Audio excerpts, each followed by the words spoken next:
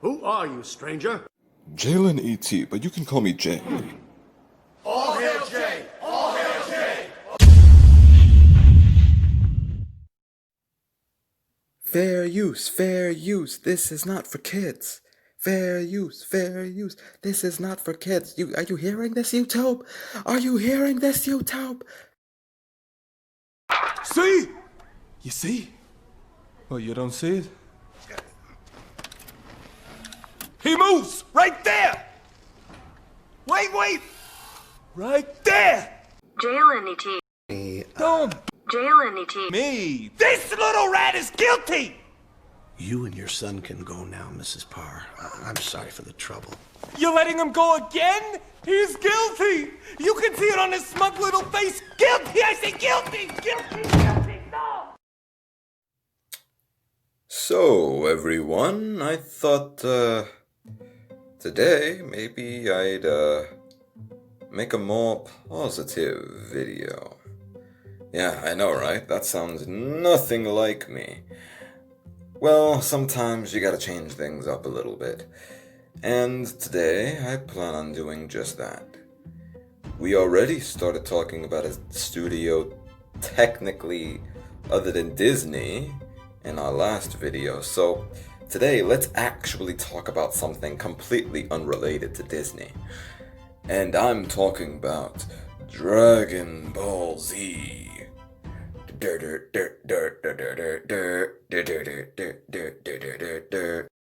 Now, let me just start off by saying, Dragon Ball Z is an amazing anime. And it had the most spectacular follow-up known as Dragon Ball Superb. Oh my god! Wow! No, actually, that's a lie. You didn't think I would stop being completely cynical, did you? Well, if that's what you thought in this video, then you thought wrong. You should have known me better than that. Now, a lot of people like to undercut Dragon Ball Z as the vanilla ice cream of anime. And first of all, there's nothing wrong with liking vanilla ice cream, okay? If that's your favorite flavor, there's nothing wrong with that. But that's besides the point. Anyways, I feel that people don't really understand how greatly written the original Dragon Ball Z was. And to be fair, if you've watched Super or much later Dragon Ball Z, I could kind of understand why. But there's just so much to this series than people at first glance would understand. Or if you've only watched the movies, then there's that too. With the exception of Dragon Ball Super Broly, that was actually an actual movie, not just a elongated special. So there's that. Now, if you don't know what Dragon Ball Z is, which I have a very hard time believing that you exist, but for the sake of writing this video, let's say that you do. Well, it's about an alien known as a Saiyan named Gokui, who fights off the invaders of evil, such as Vegeta and Frieza. Well, Cell and the androids weren't really invaders or anything, but they were evil, yes. And then there's Majin Buu. Anyways, besides all of that, in my opinion, at least up until the Buu Saga, even though the Buu Saga, I guess, still had some of its moments, at least in the beginning, this series was really special when it came to its emotional climaxes. Whether it was Piccolo becoming less evil and forming a bond with Gohan, or Gohan learning how to let loose and take action, or Vegeta becoming more heroic, and an ally to Earth. Or even Goku, avenging his fallen friends and becoming the legendary Super Saiyan.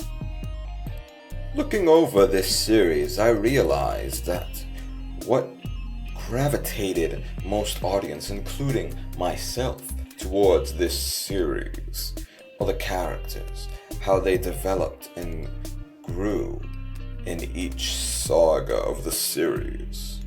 Like how Goku grew from a naive child from another planet to a much more mature defender of not just Earth, but people in need, as we've seen in the Namek arc. Or as I mentioned before, Gohan becoming a very meek, scared child and growing into the much more brave, intelligent, and active hero. Then you've got Piccolo, someone who started out as a direct enemy of Goku, whose sole purpose was to murder him, but then grows into a mentor and friend to his son, Gohan.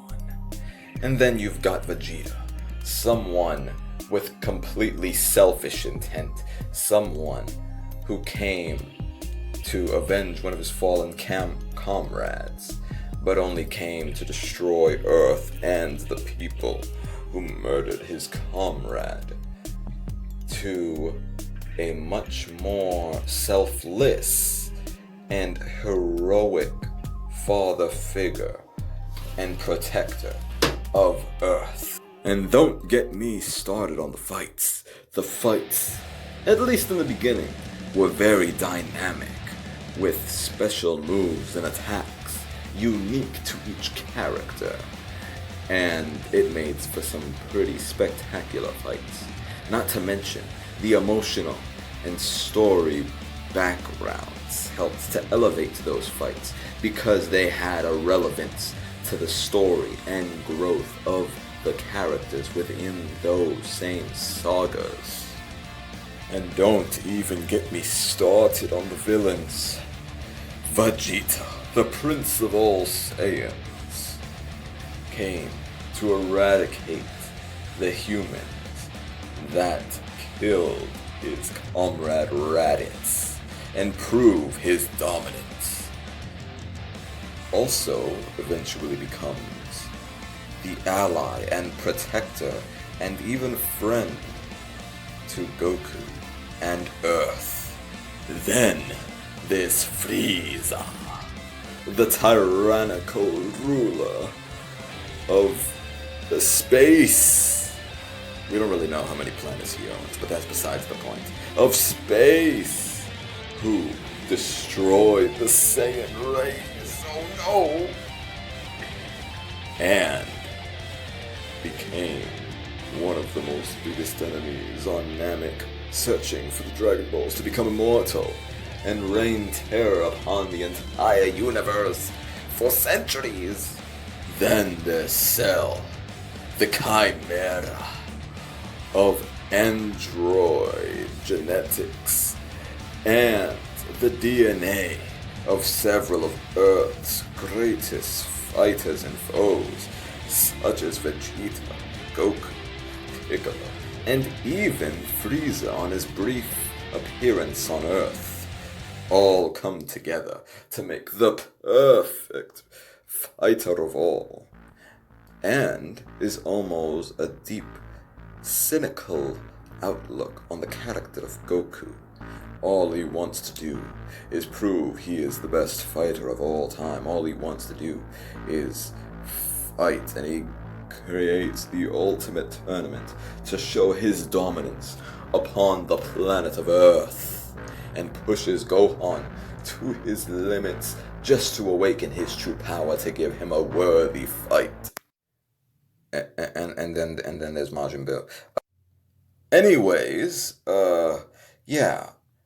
As much as I love this series, it's not perfect as Perfect Cell. It's got its fair flaws, fair amounts of flaws. The fights aren't always as dynamic as I'd like them to be. I feel like they rely too heavily on energy blast, and as cool as that can be sometimes, it ultimately just amounts to two light shows flashing against each other. And in my opinion, that's not super interesting. At the very least, though, the reason why they still end up being very interesting and iconic is because of all the character development and story that has led to these points. But without it, I'm not really sure there's much to work with, and I hate to say it, but Dragon Ball Super proves this point for me perfectly.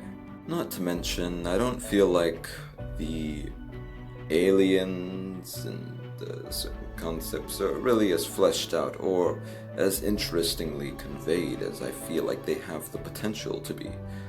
But that's besides the point.